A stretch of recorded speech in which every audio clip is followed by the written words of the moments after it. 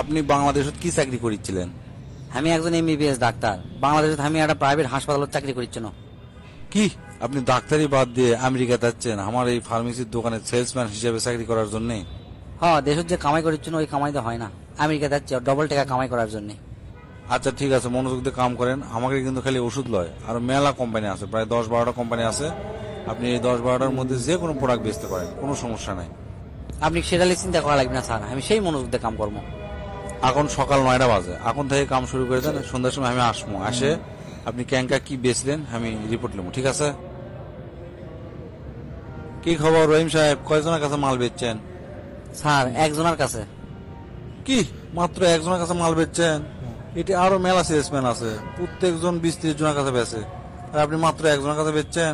এগুলা কাম করলে হবি কোন? তা কয় টাকার বেচছেন আপনি? $92,95,600। কি হচ্ছে, কয় টাকা আরেকবার কোন তো? স্যার $92,95,600। শুনে তো আমার কানের খোল সব লড়ে উঠলো। তা ভাই এত টাকার কি বেচছেন আপনি?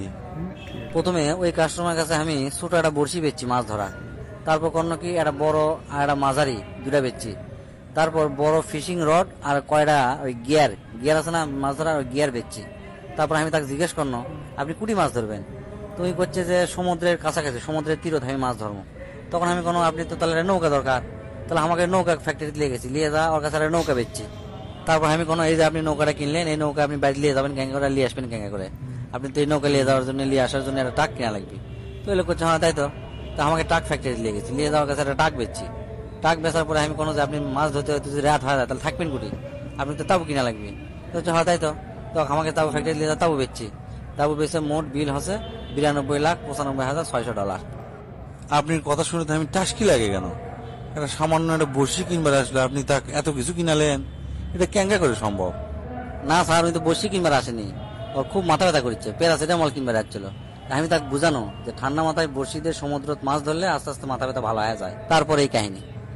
ভাই সত্যি করে কোন তো, আপনি কি সত্যি বাংলাদেশের ডাক্তার আসলেন না অন্য কাম করেছিলেন? এটা ক্যাঙ্গা করে সম্ভব ভাই, এত টাকার মাল একদিনে বেঁচে ফেলে দিচ্ছেন? এল্লা কি কথা করছেন স্যার, আমি সত্যি ডাক্তার আসনো, আর এই কাম আর ওই কাম তো একই স্যার। প্রথমে আমার কাছে যখন একটা রুগী আসে আমি মিথ্যা না আগে কথা কমার সাথে কথা কয়ে বসবো টেকা ক্যাঙ্কা আছে। তারপরে কমপক্ষে আমি 6টা পরীক্ষা দেবো প্যাথোলজিক্যাল। প্রথমে দেবো ইকো, তারপর ECG, CT scan, X ray, MRI, আরো যদি থাকে আরো দেবো। দেওয়ার পর কয়ে দেবো যে অমুক জায়গার থেকে আপনি এটা পরীক্ষা করবেন, না হলে কিন্তু ভালো রেজাল্ট আসবি না। আর ওই যেটি পরীক্ষা করবে দেয় ওটি আমার পার্সেন্টেজ থাকে, বুঝছেন? পরীক্ষা করলে আসার পর হয় কি, আমি বলে রিপোর্ট আর দেখি আর না দেখি কর্ম কি 14টা ওষুধ আমি লিখে দেবো। প্রথম 20টা না হলে উল্টা 20টা তো লিখে দেবো।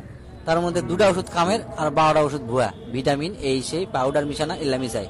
আর এই 12টা কোম্পানির থেকে আমি প্রতি মাসে বহুত টাকা করে আমি পার্সেন্টেজ পাই। আর এই টিভি, ফ্রিজ, গাড়ি, কার গাড়ি পর্যন্ত আমাকে কিনে দিছে, বুঝছেন? এল্লা করে কামাই করিচ্ছ না আমি। ভাই ভাই লয় বস, তুই আমার চেয়ারত বস আজ থেকে, আর আমাকে না তোর দেশত পাঠা, আমি না প্রাইভেট হাসপাতালে ট্রেনিং দিয়ে আসি।